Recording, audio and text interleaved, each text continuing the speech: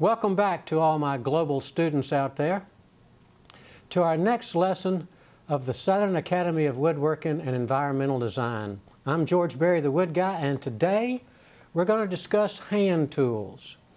Now, it's pretty hard for me to envision what you're going to be working on.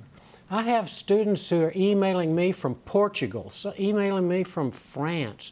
So I'm just going to sort of go over the tools I use every day, and you're going to wind up using those too. Most people will go and buy the tool as they need it, and that's pretty much what you're going to have to do. As you need a tool, go and buy one. And unlike most master craftsmen who tell you to buy the most expensive tool you can find, I pretty much say, you know, a moderately priced tool, somewhere in the middle price range, is a good tool for you to have. I once had a friend who did a lot of carving, and he had a big commission to carve doors that had an image of Christ on the doors. And he had 4 or 5 carvers working for him, and they had a little contest where they pitted the most expensive wood chisel carving tool against the moderate carving tools and the cheap carving tools. And actually, the cheap carving tools performed almost as good as the most expensive ones.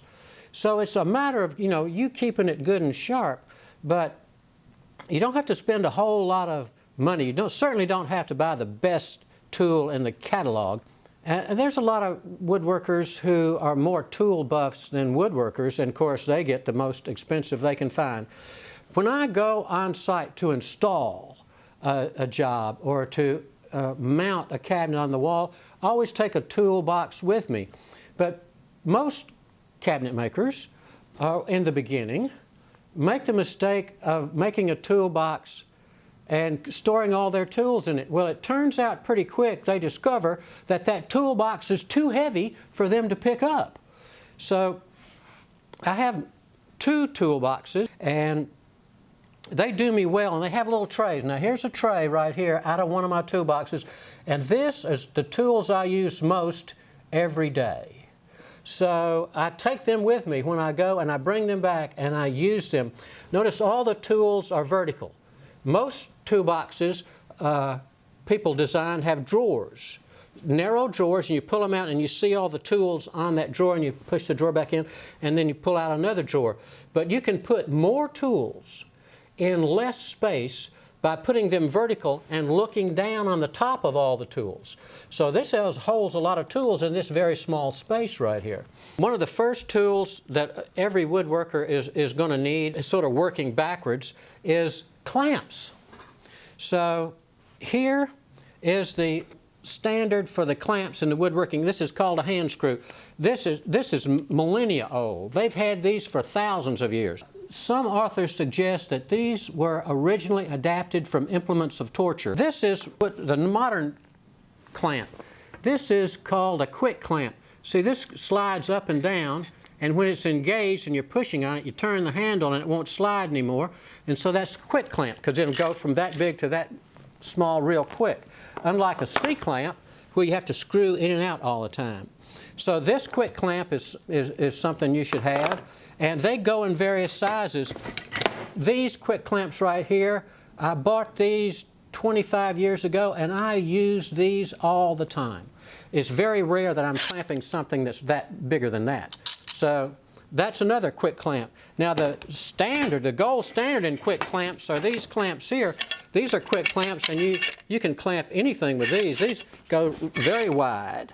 They could have a big opening on them, and this is the throat here. And they call this distance right here the engagement. So some of these clamps have deep engagements. So these are the best clamps you can get. These are Wessler clamp companies made in America. The next thing you'll need is some layout material. So this is a framing square. This is what carpenters use to build a house. But you use this a lot in the shop to make sure cabinets are square. And you set your 45-degree angle on your table saw with one of these. You do it off the tracks of the table. So you set this on, let's say, 12, and this on 12, and you put that down on the track, and then that's 45 degrees right there. So use these all the time in the shop. A smaller model of this is a square. This is a normal square. Cabinet makers use this all the time.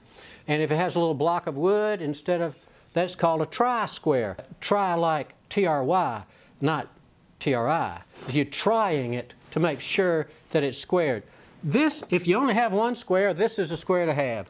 This is a combination square. It has 45-degree angle on it, has a level on it.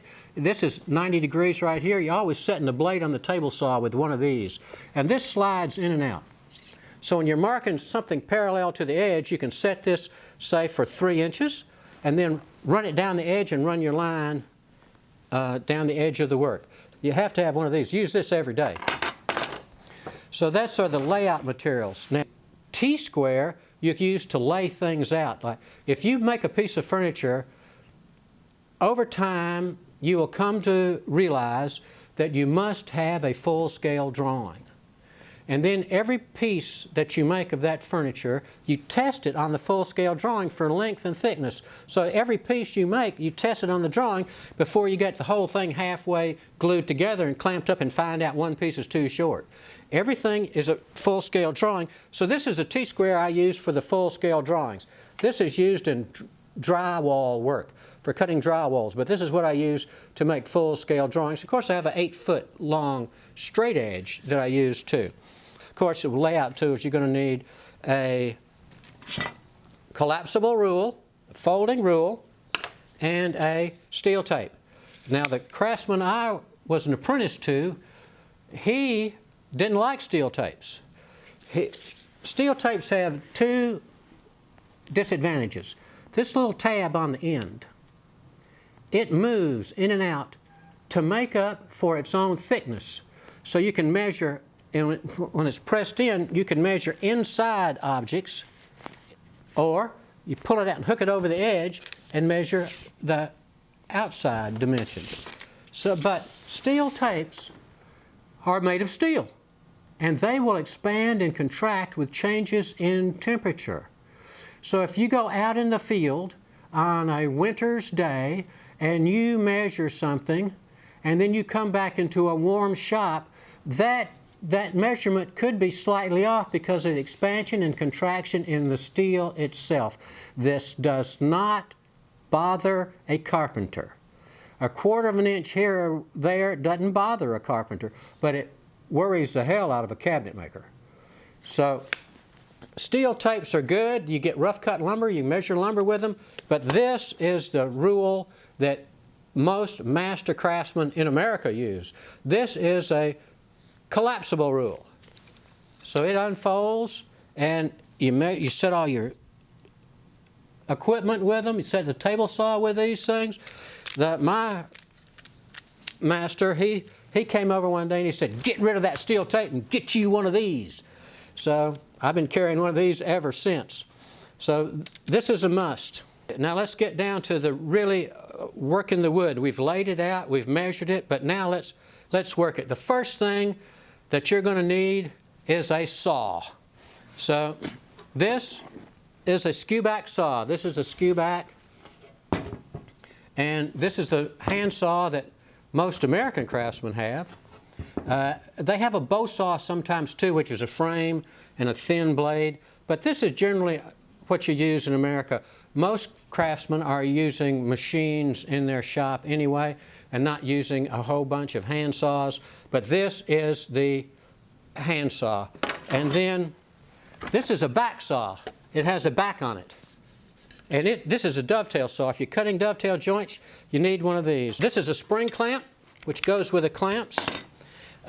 This is a sanding block that I make myself. I take old blades, old sanding belts, and wrap them around a piece of wood, and I use these. I used to use these a whole lot. I'd make them out of old belts before I threw them away, but one day I decided to make it out of a new belt, and I never used old belts anymore. I throw all the old belts away. These things work good. This is one that I have that is, there's a little wedge in this one. You put the belt in it, and then you push this wedge in, and it tightens it up. So these are good. This is a you can take a belt and tear it. Now it's only 1 inch. And you can make these things right here, sanding bows. And that's really a nice tool for working round objects, a sanding bow. Everyone should have a table brush to brush off the sawdust. Most shops have an air compressor so you can blow the sawdust off. But you've got to have one of these. Got to have a level. This is your compass. This is a trammel points. These move in and out for drawing circles. This is called a gent saw, or a gentleman's dovetail saw. A lot of students at RIT, where I went to graduate school, had these in their workbench, and they made all their dovetail joints with these, although this is much better for dovetail joints. Got to have a hacksaw. Every now and then you got to cut metal. Of course a hammer. 13-ounce bell face, so the hammer's not flat. Don't get a hammer that's flat out of a bell face, so any way you hit it, it still makes firm contact. Claw hammer, curved claw hammer, bell-faced. This is a marking gauge for laying out joints on the wood. Every now and then you're going to need channel locks. This is all the little knickknacks that I have. Blades, all the little accoutrements of every kind of tool. They're all categorized right in there. This is for cutting metal. We call these aircraft shears for cutting metal. These are nippers for nipping stuff off right level to the surface. These are all my drill bits in here. These are twist drills, and these are spade bits. Some craftsmen call these paddle bits. They're all in a toolbox. This is a scraper blade. It's sharpened a special way. If you learn how to sharpen a scraper blade, you save 50% of all the sanding. Most cabinet makers use scraper blades to scrape the wood before they sand it. There's very little sanding involved. A lot of cabinet makers boo-hoo all the sanding they have to do. If they just knew how to sharpen a scraper blade, they could scrape those scratches right out and it just comes off smooth as can be. This is the only plane I use a lot. This is a block plane because it goes in grain, but it'll do anything. Most of the planing operations that would use a plane for, I use a belt sander for, but that's the only plane I use all the time. Putty knives, different sizes, they go with me. Vice grips, regular vice grips, and needle nose vice grips. These are electrician's pliers, they're always good. This is a burnisher. It does help sharpen the scraper blade. You got to have a screwdriver. This is a 4-in-1. Actually, that's a socket. You can actually turn some nuts with that. So it's really 5-in-1. This is a sliding T-bevel. This is for taking angle measurements, laying out dovetail joints, or swapping angles, setting the table saw blade at the right angle. You got to sharpen them, so you got to have a sharpening stone, sharpening blade, a adjustable crescent wrench is always good to have. And of course you got to have a flat wood chisel. You can't do work without chisel. You got to take a chisel with you everywhere you go. A sharpened piece of steel and a piece of wood is all I need to make a Chippendale cabinet.